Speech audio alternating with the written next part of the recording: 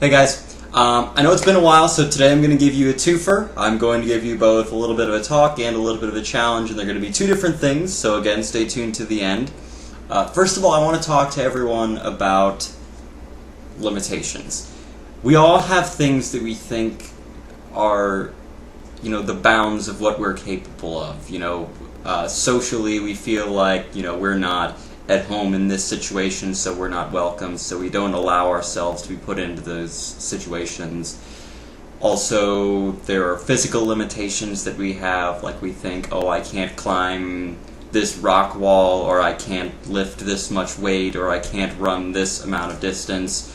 But I want to help break people out of that today.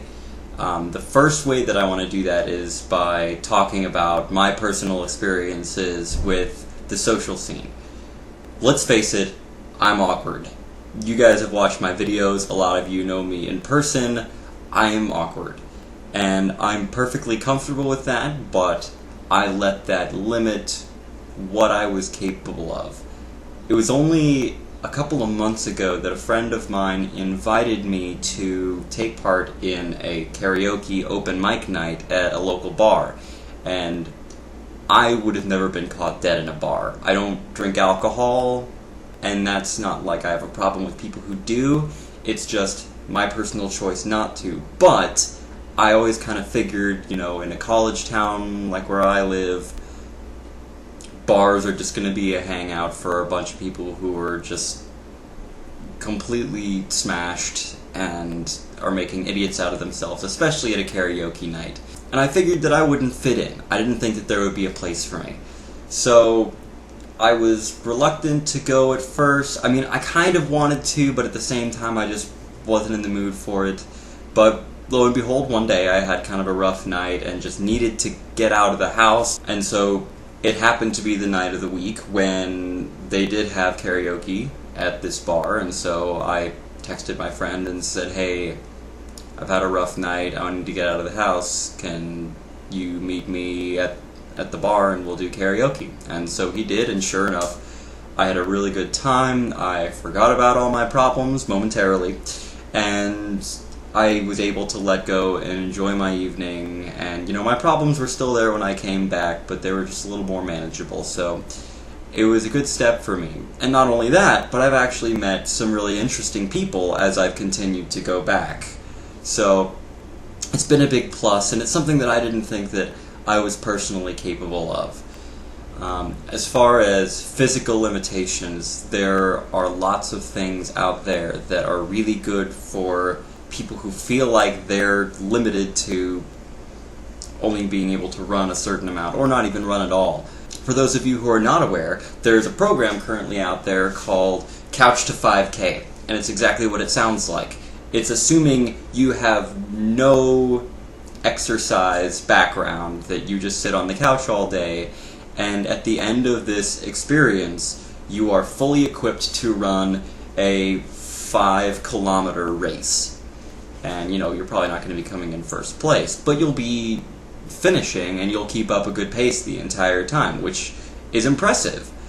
The basic idea is, baby steps, where it'll be, you're out there for 30 minutes, and, you walk for a minute, and jog for 15 seconds, and walk another minute, and jog another 15 seconds, and then it's walk a minute, jog 30 seconds, and by the end of it, you're jogging the entire time, and you do that for multiple days, and by the end of it, you're running a half an hour straight pretty solidly. So, and this is for anyone. Anyone is capable of doing this, as long as you don't have some kind of physical condition that is actually stopping you from running. This is something that everyone is, in theory, capable of. In a more general sense, though, I want to help break the idea that limitations are anything more than self-imposed. There is one disease that, correct me if I'm wrong, but has been proven over the years to be the most deadly because of how it attacks the body. It is the only disease that was known to be 100% fatal 100% of the time if it was untreated, and that is rabies. once it sets in, you can't fix the brain. It starts sending out signals that just fry the body, and eventually it just gives out. And it's a nasty death, and it's painful, and it's horrible, and people thought that because of how it attacked the brain that nothing could be done about it. However, there was a doctor who was not even a rabies specialist, who was dealing with a case of rabies in a high school girl in Montana, and decided to try something new. He read up on rabies as best he could, and he figured from his research that rabies didn't kill the brain. It fried the brain so it sent out bad signals that destroyed the rest of the body, and it did so before the body could properly build up antibodies, because the infection went up unnoticed because it traveled through the neurons in the body system, so the immune system didn't notice until it's too late. What he did was considered by a lot of the medical community to be risky, perhaps even unethical. He induced her into a coma, shut her down as much as possible without killing her. Her brain was off. She was supported entirely by machines, and her body was still working, but there was no brain to direct it. And eventually, her body started building up antibodies, and eventually it got rid of the infection altogether.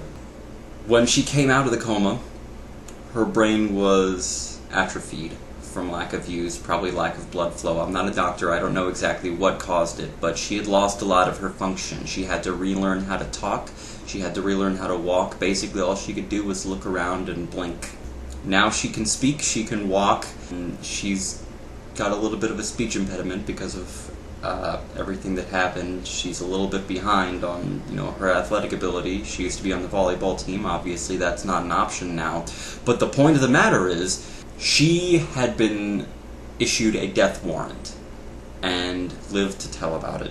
So whatever it is in your life, whether it's a social situation you don't feel comfortable with, don't feel capable of engaging in, whether it's a course that you think is going to destroy you, whether you think that you're not good enough to apply to this college, you have what it takes. It might take more effort for you, it might take a lot more time, it might take a lot more tries, but you are capable of anything. So that's the note I wanted to leave you on there. And a mini challenge for everyone who's been waiting a long time for me to put out videos, which is maybe 2 people right now, but regardless, I want to challenge you to learn a basic skill that will save someone's life someday.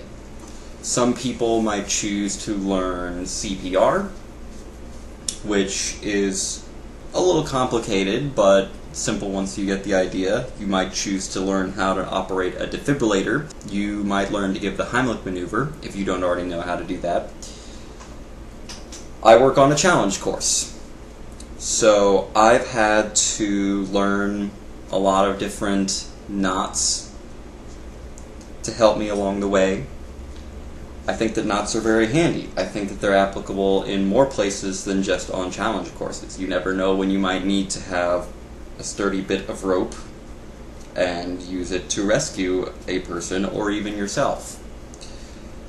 I mean, for those of you who are nerds out there and have either read The Lord of the Rings or played Dungeons and Dragons, what is one of the first things that you want to pack when you're going on a long and dangerous journey?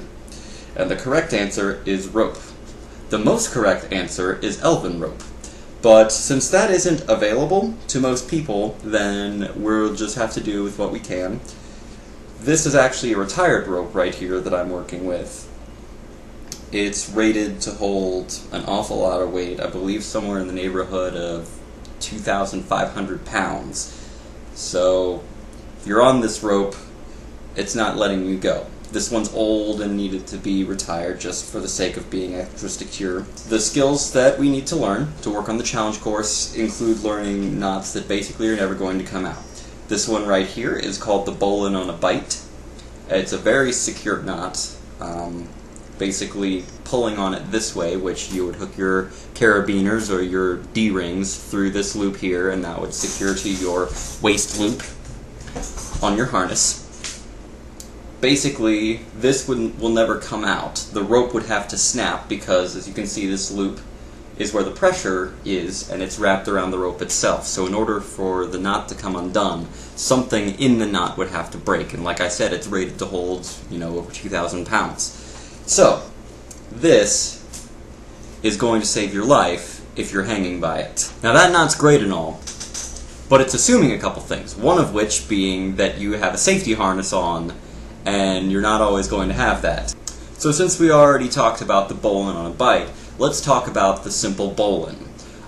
This is a very strong knot, not as strong as the bowline on a bite because, on a bite means that it's doubled over, so it's got twice as much strength on the doubled over areas. But on its own, it's more than enough to support your weight and save your life. So one of the more important skills that you should learn if you're ever going to be climbing on anything or working with ropes or feel like you're ever going to be in a situation where anyone is in any danger is to learn how to tie a bowline around your waist with one hand. This is a skill that I know my dad is very proud of and is very glad that I know. So, I've got this hand, this is the secure end, someone's lowered it down to me or it's hooked into something, so this is already hooked into something. This end I brought around my back, and as you can see, with one hand,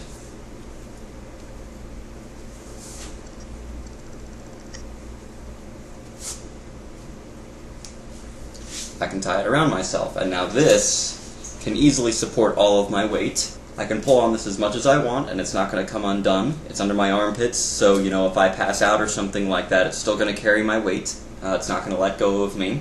As you can see, if I pull on it, all it's going to do is tighten this loop up here, so it's not going to come undone, and I'm pretty much secure. I'm not hooked into anything, but it's going to be really hard for anything bad to happen to me at this point. So to recap, it doesn't have to be the bowline on a bite, it doesn't have to be the bowline, it doesn't even have to be a knot, but learn something that could potentially save somebody's life. You know your situation better than I do, you know the kind of situations you're bound to be put in, so you have a better idea of what you might need to know. That's what I have for you today. Enjoy yourselves, and have a challenging day.